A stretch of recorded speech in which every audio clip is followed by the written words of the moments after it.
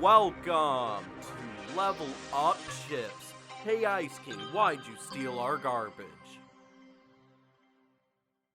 Hello and welcome to Level Up Chips. I am your lovely host, Michael Gonzalez, and I'm joined by my other lovely host, Max Logan. Hi. How you doing, man? I'm tired. Yeah, this was recorded a few days later than we usually do it, so this is kind of one of those days where Off rhythm. we're really off rhythm. We just kind of want to go back home and see the fam. Yeah, exactly. Just have Thanksgiving have a good time. break. That's always... Want to eat some turkey or something. I don't know. I don't know. Turkey has always been kind of a weird thing. It can be good, but there are a lot of points where it can be dry easily. Yeah, exactly. But actually, no, I'm looking more forward to these rolls that my mom makes. Those are fantastic. We get like a huge thing of the Stouffer's mac and cheese, and along with like the gravy and the stuffing, that's where it really hits home. Yeah. So that's what I'm really looking forward to. Mom, if you are listening to this, then I'm sorry, but every now and then I'm not saying that it's your turkey or anything like that.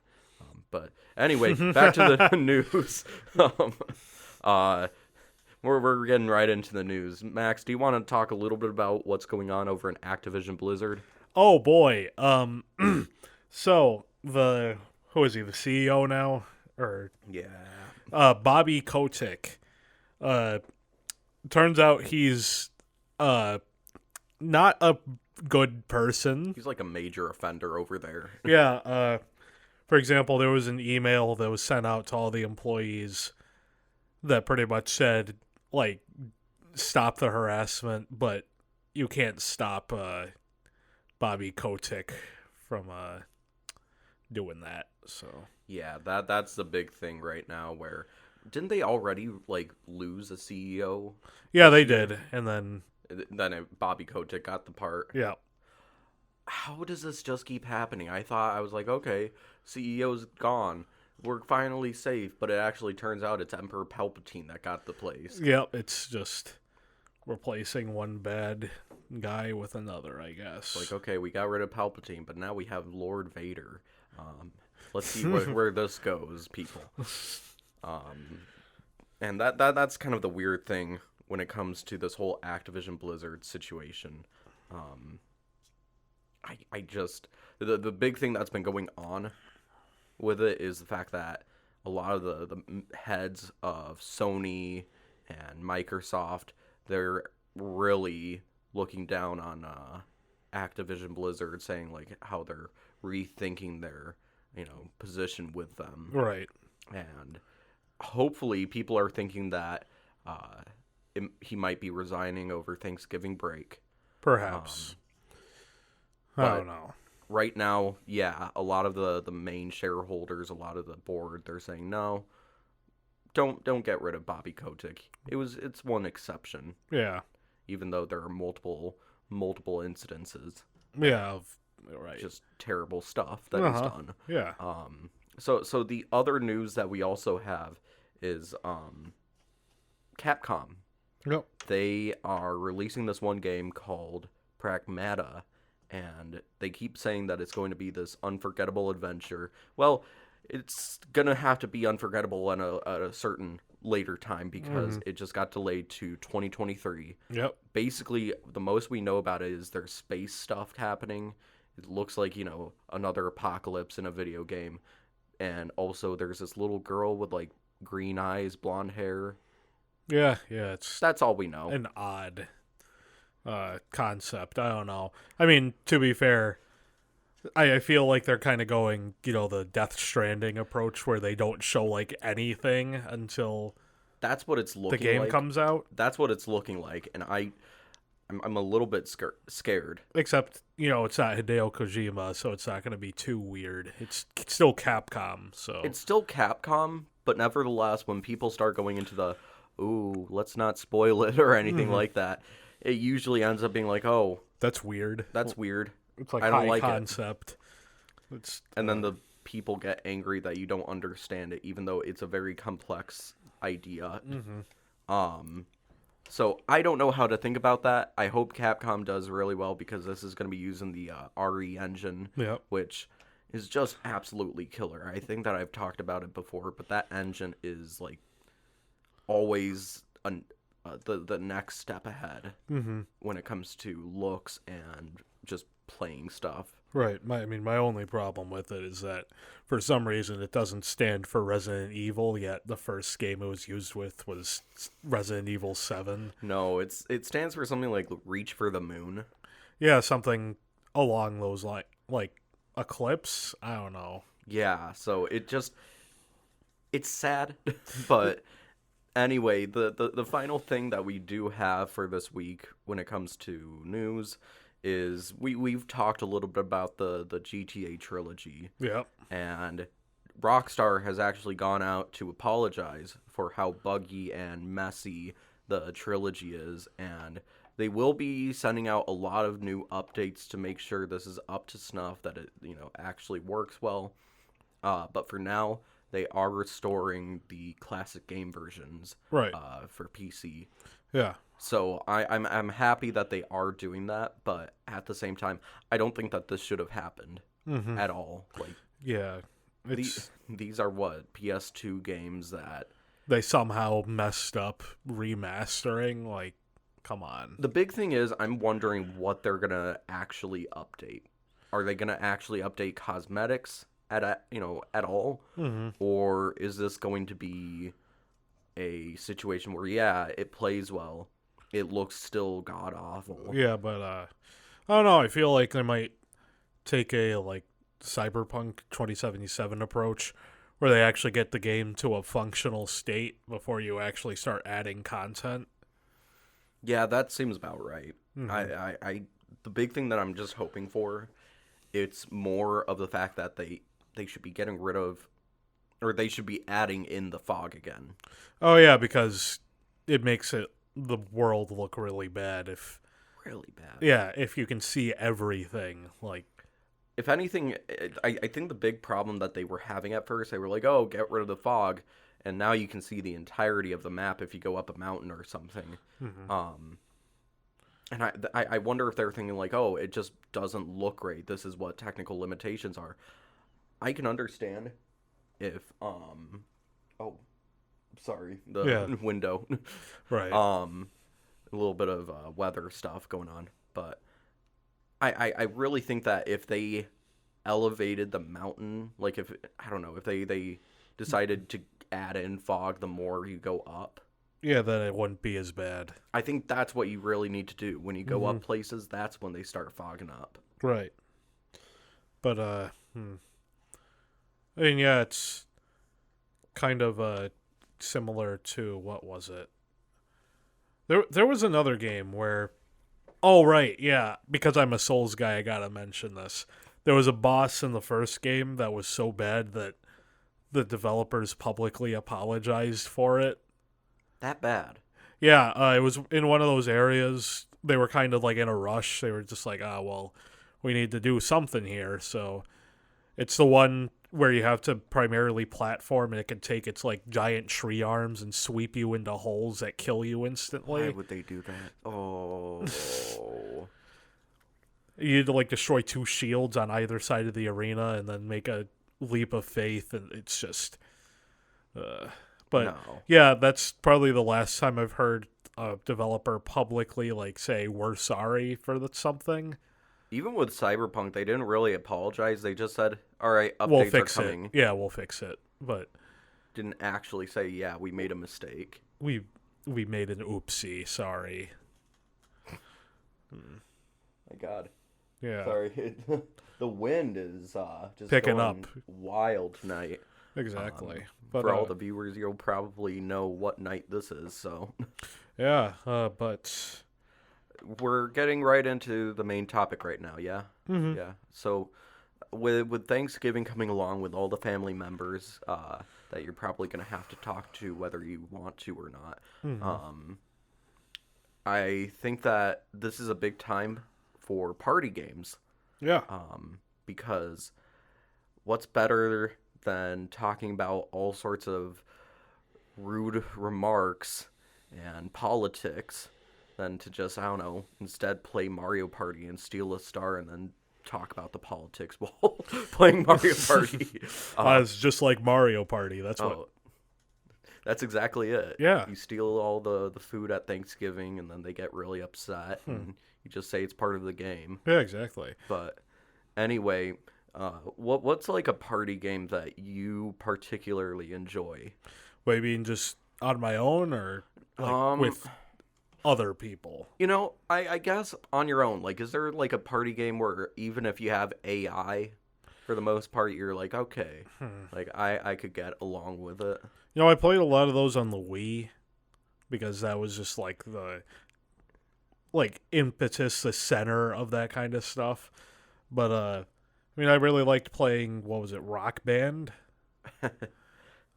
Rock Band, yeah, that one's probably the easiest party game to just play by yourself, right? Right, yeah, because I mean, there's no I know you said like AI, but there's no AI to like compete against. The only time there really is AI to compete against in Guitar Hero or Rock Band is some of those like battles. Yeah, they were like rock battles. Yeah, where basically each one would basically I don't even know how it works. I can't. I think it's remember. just like a point competition, probably. That's pretty much it, right? Mm-hmm. It's like a Yakuza 0 with the disco dancing. I just remember it was the worst because I think I was like in Guitar Hero 3. I was facing up against Slash, and Slash was just absolutely killing me. Anytime the crowd would just boo me off stage because he was killing it. Yeah, but I mean, that's a whole like thing. Of course, like, you know, those casual rhythm games. They're easy. Where you get the big plastic peripheral and you use that. But another one I particularly enjoy is Mario Kart, which isn't traditionally a party game, but... No, but people make it a party game. Yeah, It's one of the few racing games that you could consider a party game. Yeah, exactly. Like, I can't imagine, like, getting Forza Horizon into the living room and be like, all right, guys... You know what time it is. It just doesn't work like that. Yeah, Forza time. Woo, ray tracing. Forza. But it's a fun one. What's like your favorite Mario Kart? Well, I know a lot of people say Double Dash or Wii. I mean, I honestly don't really see it in Wii. I can understand Double Dash, but my personal favorite is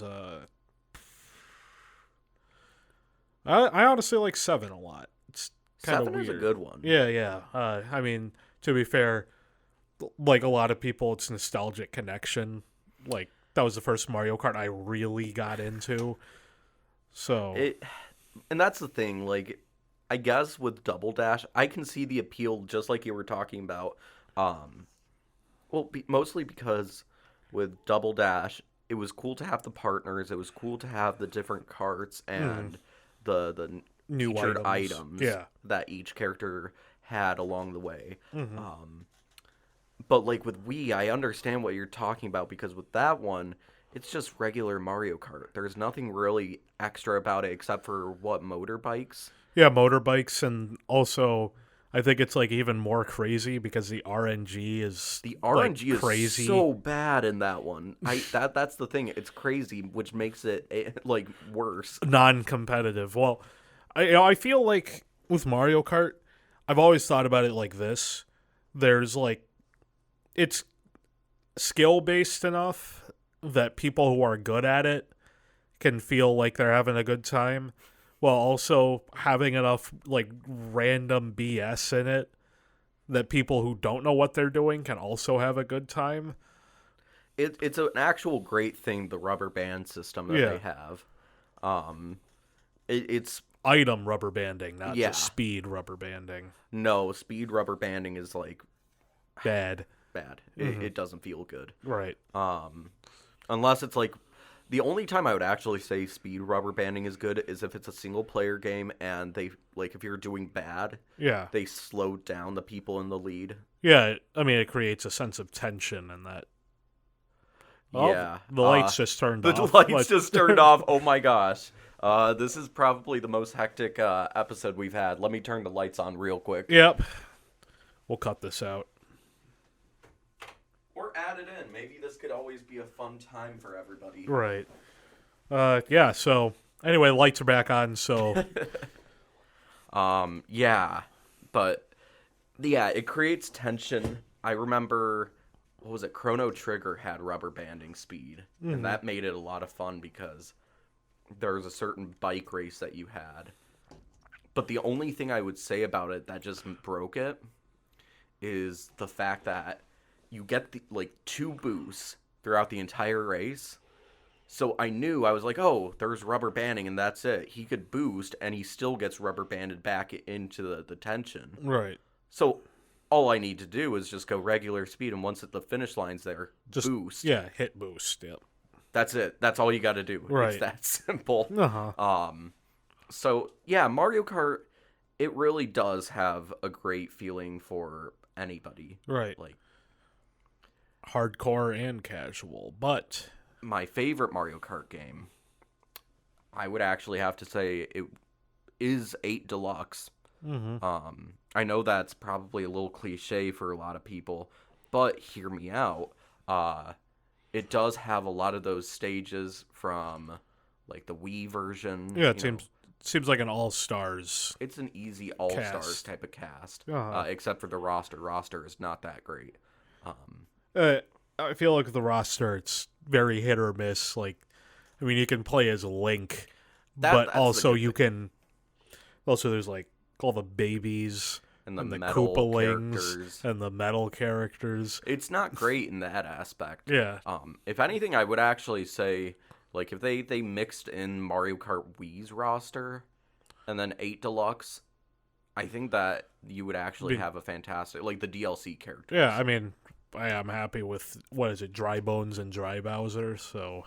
Well, I want Funky Kong back. Yeah, that's another one. Funky Kong is Funky Kong. I want him back so we can have him as the speedster, the speed demon. Maybe they were like, he's not a Mario character. See ya, Funky Kong. Oh, but Yeah, Donkey Kong's in there, but they have Diddy Kong, don't they? they did not have Diddy Kong in 8. Oh, that makes me sad. That makes me really sad. Yeah, no, they didn't have any Kong besides Donkey Kong in I mean, 8. technically it makes sense, but I think that the next racing game that they should bring in is either F-Zero or another Diddy Kong Racing. Yeah, that works. I think Diddy Kong Racing could actually bring in some fun stuff because that one wasn't just like, kart racing, which I know Mario Kart has now gotten like the gliding and the underwater stuff and Right. going upside down. But racing or Diddy Kong Racing was really cool because not only did you have karts, you had like little boats that and you were speeding planes. along, and then planes. And It's like Sega All-Stars Racing it pretty much transformed. is. It is. Yeah. But like I always say that was always like the best because it had such a cartoony look and feel to it. So I think that's like the definitive one. If not that, F-Zero. Right. That speaks for itself, but F-Zero is just. I mean, I think that I think that GX is actually a place that it's okay to end there. yeah. But if they were to do something, I don't think anybody would complain. I Right. think that there would be a huge like sales boost. I think they said specifically that they aren't making them because they ran out of ideas. That's it. That's literally. I'm like, no, you haven't. If you've run out of ideas, then what is like all the Mario Kart games? Plus, what was it that it was like Fast RMX that came out? They say that. I'm like, no, that's wrong because like almost there are a lot of like different sequels that they've made for certain IPs where I'm like, it's obvious you ran out of ideas, but still it makes money. Yeah, but what was it? So yeah, I mean we're kind of Getting off topic. off topic of party games. We haven't even talked about the main attraction, the one with the word in the title. Super Mario Party. Just Mario Party in general. Oh, right. Super Mario Party is the Switch one that was, hit or miss. It was fine.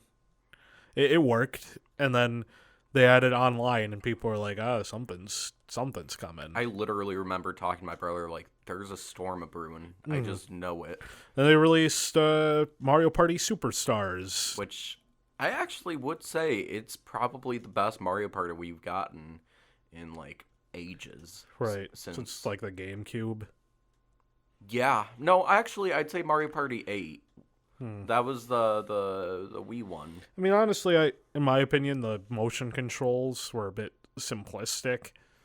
Like, okay, I could the mini games were just really boring. I mean, say what you will about 9, but the mini games were like more engaging. They were more. Oh God, I don't even want to think about some of those other ones because they completely did not understand what a Mario Party game is. But this new one, it's probably got the most tension of them all, and I don't know how much you've like actually played it if you have it all. I haven't. You haven't? I was actually able to play with my brother who's in Japan. Right. And straight up, it felt like he was right there with me. It was the same servers, I think, that they used for Monster Hunter Rise. That makes sense. And it straight up, it worked like a dream. Like, there was nothing wrong with it. Yep. So I was very shocked by that. Yeah, you know what? That makes sense, considering that the maximum number of players you can have is 4 in both games. Yeah, that actually does seem like pretty fitting, huh? Yeah. But the big thing that I really liked is the rule set for that one. Yeah. Because you had the rule set of like mini games. Like you could have all of them. You could have only N64 mini games, or you could have all GameCube mini games. Right. And seeing that, I was like, wow, that's really neat that you can just they acknowledge the GameCube because they never acknowledged the GameCube ever. Right. It's like that weird void. It's always the weird void, and I don't understand, especially since it was the all-star like video game library. Yeah. Even though it didn't sell well. I think it might just, I don't know, it might be due to the fact that people who like grew up with the GameCube haven't quite gotten to the point where they're parents and they need to buy video games for their children yet. Oh, they're trying to get everybody in. Yeah, like how they just started like finally like actually going in on the N64. They've been really going in with it. You're right. Yeah, so it's just phases. Like so sooner or later we are getting the GameCube era. Yeah, exactly. I'd say what would you say? You think that would be like like 2020 like 6? Yeah, I'd say so. Like something like that. Probably going to come out with a mini GameCube at some point. Oh, they got to go with this N64 soon. Yeah. But the thing that I actually really like about the rules too for Mario Party, they added that you don't have to have bonus stars. Oh yeah. So you can't just get cheaped out of a victory. And that was actually really awesome because there was my friend has a partner who was like, oh, I don't want to have the bonus stars. I always lose whenever the bonus stars come along. And I was like, okay, yeah, sure. And they actually won. And they were really excited. And they were like, just said all sorts of stuff at us. It really gave the feel of a Mario Party game in the worst ways imaginable. And I loved it. Right, yeah. Yeah, so, I mean, the Mario Party series in general, it kind of goes through phases of quality. Like... Yeah. Yeah. Usually in increments of 2 games, I've noticed. It's always the 2 games. Yeah. Because 9 and 10 were, like, the dark ages, I'd right. say. If not the 3DS age. Yeah. Well, those are also... Wait, no, those are 3 games. Well, how do you... Because there were 2 regular Mario Party games. And then the top 100. But the top 100, I feel like, is a spin-off. Yeah, it's a spin-off. All right, yeah. Point is, series isn't consistent in quality, but when it hits, it hits. Yeah, I was gonna say the team that they got going for the Mario Party now, I think they're finally understanding what people like. So hopefully that'll start coming in like really clutch soon, like with new original content. Right. But otherwise, the other big Mario or party games that I always bring in because those can be like really interesting for the whole family. Maybe not this one, but my brother and we got this game called Crawl. Oh, yep. My brother, I don't know how he heard about it, but he saw this little showcase of it at a little on YouTube, and it almost seemed like it was a PAX type of showcase, and it was really neat because it's almost this like King of the Hill type of idea where, like, is that the right term you'd say? Yeah, I'd say. Like King of the Hill, where basically there are 4 people. One is like actually alive, like a hero, and then the rest of them are like possessed spirits. Spirits, yeah, they possess these little things that create monsters, and they attack the hero. And if if a certain monster kills the hero, then they get to become the hero, and the hero becomes another ghost that can possess, turn into monster.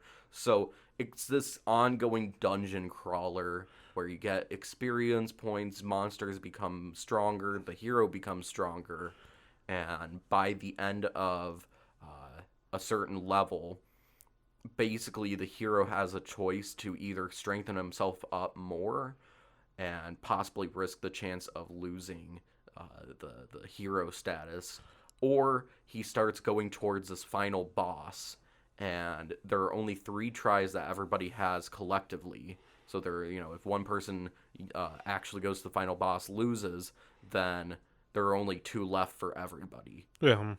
So by the end, if the hero dies, then their name gets completely erased in the database. If the hero wins, that's it. Good job. They won, and everybody sucks. Right. But what's really interesting about the boss fights is that the other players can also attack the adventurer. It's really interesting because all 3 they control parts of the boss. So like there will be arms. Some of them might have like the head that'll shoot a laser. The other ones will shoot like little bubbles or acid or something like that. Yeah, stuff like that. It's always really interesting going into a lot of those fights, especially because a lot of the different monsters that you can choose from, they evolve over time. And with that, they get so strong, they get so creative with some of the ideas where it could be like a huge chicken, like I want to say like a chicken dragon or something. So like a basilisk. Basically like basilisks, stuff like that. Or you could have like a witch that turns the hero into a frog, and they can't do anything while everybody can just completely dogpile them into death. It's a very graphic game, I'd say. Yeah. Like it's all 8-bit. But at the same time, it was enough for my parents to say, "Hey, don't show this to your sisters." Yeah, no, it's for like your friends if you're an adult, just like I'd say like teenager. Yeah, teenager. At least. Yeah, it's a rated T game, if not M. That's weird. I mean, it's kind of, I don't know, it's kind of a bit graphic to be T, but I'm not sure. I wish there was like a certain middle point, because it gets like really weird when it comes to that T to M status. Yeah, point being, don't play this with your 8-year-old sibling or cousin or whatever. Worst mistake Bad of my idea. life. Worst mistake of my life. The other game that I was going to suggest, because I think this is all I have left. I don't know if you have anything else. It's the game Overcooked. Oh, yeah. Overcooked is a fantastic game of cooperation and just all around chaos. Yep. It is a hellscape where you are a chef and you have to do a lot of chef things, like cutting up vegetables, putting it in pots, hoping that it doesn't burn, getting it into a plate on time, washing the dishes, cutting up the vegetables. Yep. And you could have, just one person. My sister actually plays it just by herself for some reason, Madman. It's kind of like weird. This is probably like the one game we wouldn't recommend you play alone. It's honest to God. It's super boring if you play it alone, but it's insanely fun if you have other people. You have to be in the right headspace for Yeah. it, I'd say, because if you are just kind of wanting to turn your brain off, then I'd say Mario Party or Mario Kart. Yeah, exactly. If you are in the zone where you're like, all right, I actually want to think, Overcooked is the most strategic party game you could possibly get because, they usually have for these kitchens, like, short little spaces for you to just kind of go through, almost like these little passageways. And if two people are trying to go different ways, that usually doesn't work. Bless you. Oh, thank you. It usually doesn't work, and you're usually just butting heads and cussing at each other, saying to get out of the way, and all sorts of other obscenities. So it gets really hectic. It gets a lot of fun, it has a lot of fun. But if you aren't in the right headspace, you might accidentally start choking the other person. Yeah, we don't get arrested Don't for get assault. arrested. You please don't, especially not over Overcooked. What are you in here for? I killed a man. I got really angry at someone in Overcooked. You know what? That's understandable. I understand. You got my respect. But yeah, I don't know if I really have any other like party games in a certain way. No, not personally. I mean, we could just mention along the same lines of like Guitar Hero and stuff. Just Dance. Yeah, Guitar Hero, Just Dance is always a good. I forgot about Just Dance for a second. Mm-hmm. A lot of those like karaoke type of games can be fun. Right. Yeah. Which kind of goes into Guitar Hero. They have a little microphone that you could always pick up if. I thought that was just Rock Band. No, Guitar Hero has that too. And it's actually pretty neat. Although it is really funny because they didn't have the technology to know if you're actually saying the words. So you could just hum the tune and exactly. I actually have a video of me doing No Sleep Till Brooklyn. Mm-hmm. And because that's just kind of saying the words in a certain pitch, I just kept saying Rada, like Schnitzel from Chowder. Rada. Rada, rada, rada, rada, rada, rada, rada, rada, rada. And you did good. I actually got a very good score. Oh, okay, yeah. God, that was a fun time. I used to go over to this one archive at U of M, because they have a whole video game archive where you could just kind of like rent out games in the library, right? Yeah, and play them in with the consoles that they have and the TVs. And they had a full room for Rock Band and Guitar Hero. Ugh. And it was so much fun because you just had a full group of friends, just all with like the drums, the bass, the guitar, the microphone. You had a full band most of the time. And the funniest part is without the music, it's just like a bunch of clacking. Like it's just and it's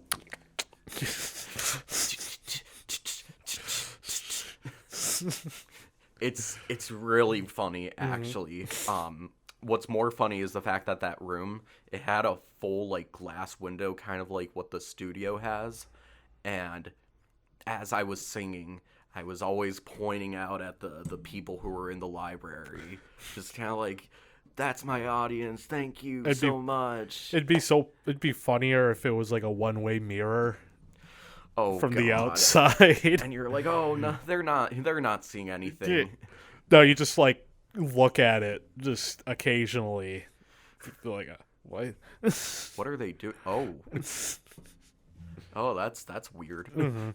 But yeah, so that's party games, I That's guess. party games, honestly. So what's next now, Max? What do we remember? Right. What about just our next segment? Yeah. Okay, so as you all should probably know by now, unless you're new to the podcast, in which case, Welcome. go back and listen to the other ones. But if you're going to stay, then welcome, I guess. So every week we choose a random game from a wheel. And this week we got Persona 3, which, because honestly this series is better tackled sequentially, for the next few episodes we'll also be talking about Persona 4 and 5. So we would be talking about 1 and 2, but the thing is, those ones are actually very niche for a niche series. Yeah, for the Persona series, considering how much it exploded after 3, 1 and 2 are it's a weird easily are not very accessible. Let's just say that. I can get down with especially considering how expensive they are. It's kind of like... What was it? I had a PS1 classic, actually. Oh, it had, Persona 1, Revelations Persona. and I played through it, and I was just like, I don't think this is it for me. Actually, to be fair, we could just emulate it. No. We aren't well, that is legal emulation. Right. Yeah, but so... I just remember playing through it, and I was like, it feels like Persona Q with like the first person labyrinth. Yeah, it's like the original SMT. Yeah, stuff. exactly. Right. And that's where I'm just like, that's not for me. I'm more of an SMT guy. That's like the more modern. Yeah, SMT. yeah. So it's more open. Right? More open. And Persona really does have that. I think Persona has those things, and Persona 3 specifically, I'd say it's like the perfect mix. Mm-hmm. Of old and new. Old and new, exactly. Mostly because... Oh, right. Yeah. We actually need to talk about what the game is about on a basic level. Why don't you go ahead? Yeah. Actually, no. You know what? No, it's your favorite Persona game. You should go ahead. Oh my gosh. I feel like I'm going to botch it up, though, when I actually say it. Okay, I guess I'll do it then. I could do it. All I'll right, try. cool. If you think I'm forgetting anything, Yeah. then, let me know. Right. So pretty much Persona 3, that one's a lot of fun because basically you're this high schooler that just transferred into this new high school called Gakukan High. Mm-hmm. And you're living in the dorms, you're, just having a regular life, and then boom, all of a sudden it's full moon, and it's called, the dark hour. Basically, as soon as midnight hits, there's this extra hour that nobody else knows about except for these special significant fellows. And basically that, after I'd say like a good week of like high school, all of a sudden you realize, oh, the dark hour is happening. It's a full moon, which gives these shadows, these monsters that are in this dark hour, it gives them like significant power. Right. So full moon happens, your dorm is under attack, and the people that are in this dorm are actually part of this group called SEES, which is like a special organization to execute these shadows. Right. So they're just a bunch of high schoolers that know about the dark hour, and basically the premise of the game is the high school is this huge tower called Tartarus. Yeah, every dark hour it turns into that, and you just have to climb up and explore it. You're trying to get to the top because you think that there will be some answer when you reach the roof. Of why the dark hour which is a thing. Essentially just a huge skyscraper of like weird jumbled up crap. Mm-hmm. So basically, yeah, that's like the whole premise of the game, where you're trying to go through high school life and, be cool with your friends, have some social skills and like social bonds with people. Right. But at the same time, trying to balance the life of staying up till midnight and, trying to execute crawling dungeons. Yep. An RPG. Yeah, exactly. Another notable thing about it is that it's more like existential. than the other Persona games. It's definitely, the theme about it is death. Yep. I mean, the main protagonist's parents are dead off the get-go. So. Right off the get-go. I was going to say the main quote that you hear or you see all around, is Memento Mori, which means remember that you must die, which is one of my favorite quotes, mostly because of this game. And it's really interesting, too, because when you have to evoke your personas, which are basically, like, little, like... representations of your soul. Yeah, they're not little, but huge, like, spirits, almost, that can give you powers to attack these shadows. To evoke them, you have to use this little pistol-type thing that you have to get to your head and shoot, which is kind of edgy. Yeah, very edgy. Very edgy. And I loved it because this game specifically brought out a lot of narrative elements that I hadn't really experienced in a game. Because most of it is just accepting death, accepting just to live your life. Yeah, live your life to the fullest, because you don't know when you're gonna die. But let's see, another a good the thing I like about this game is that there's a dog that you can use as a party member, and he has a persona just like everybody else. And Oromaru is the best, right? And what was it in the PlayStation Portable version? When there's an option to play as a female main character, and in that, there's a social link with the dog. You just take him on walks and he's like all happy. Yeah, and very cute. That's actually a thing that I love about the Persona series, is the fact that I don't think we really covered it, but with the Personas, there's also a velvet room that you can see. The main protagonist is able to go into this velvet room that has Igor, who can basically fuse and give personas to you. It's a very strange type of thing. It kind of gives the Twin Peaks type of vibe. But what's really interesting is you have to basically create bonds with people called social links to strengthen those personas, to create stronger, cooler personas. Yeah, exactly. And what I love about the Persona series, specifically this one, I always remembered the links were actually varied, like really well, where you'd have a link where there was a dying young man about your age. He had a terminal disease, and at first he was, just kind of like, why am I doing, why am I dying this, basically angry, angry at the world, angry at everybody. And as you're hanging out with him, he's writing this story about like a hippo who's very lonely, kind of representing him, but there's this little bird that gets on his nose and starts talking to him and makes the hippo realize life is worth living. And the bird is supposed to represent you, so as you're going along, he's just sharing this story, and it's really happy. You're like, okay, he's actually like content with his life. And then other stuff happens, and it's very sad. Let's see. And then the other one I really liked was actually the little girl who was in cram school and was trying to accept her parents getting a divorce. Right.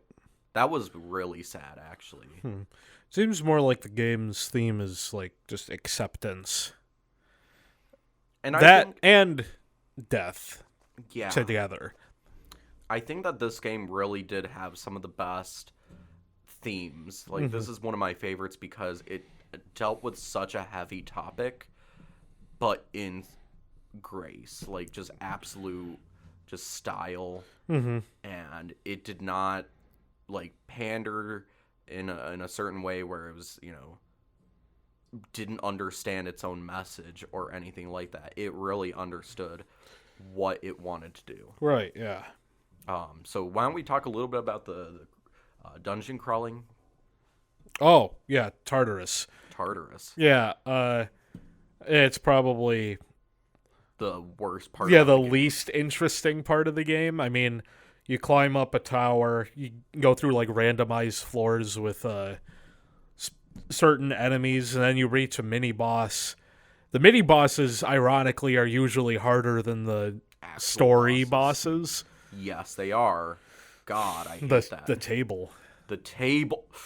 Oh, the table. Yeah, Yeah, there's a little shadow with like that looks like a table and it sucks. Yeah. But the other thing that a lot of people don't like about this game is more the fact that you can't really control your Party members. Only yourself, and that's it. Except for in the portable version. The portable version allows you to Actually control. control them. I apologize. Yeah. They actually let you control them. But also the other big thing is the fact that you can tell them, okay, I want you to actually like heal. Right. Like heal more this one. Okay, use more elemental attacks or magic or something like that. This one, okay, use more physical stuff. I was actually able to get through it at the age of like 14. Right. So in a certain way, if I can do it at that point, I know you can do it too. Yeah, exactly. So quit whining and just play it and like enjoy what the creators wanted. I mean, if you're gonna play any version, get what is it, FES? Because that's just the base version, but with an extra like added DLC. It's kind of like an expansion pack, but it doesn't cost anything extra. It's not the greatest one, but still, they add some stuff to the base game, just a little bit. So no matter what, it's a fantastic game to get into. Yeah, exactly. Is there anything else that you want to talk to other than maybe the music? Yeah, well, I mean, the music slaps. That's just a consistent thing across Persona. For that, it's more of like a hip-hoppy... It's like hip-hop and... I'd honestly say, like... I don't even know. Like, yeah, hip-hop and... jazz-ish? Or blues? Yeah, yeah, blues. Yeah, which kind of fits with the color of the game, which is mostly blue. Yeah, each Persona game has like a color scheme, and this one is blue. And I love it. It is hands down... And it has a lot of rock, too. Right. It varies, but yeah, those are like the main themes for that game. Hip-hop, blues, and rock. So I would recommend it to just about anybody who loves RPGs.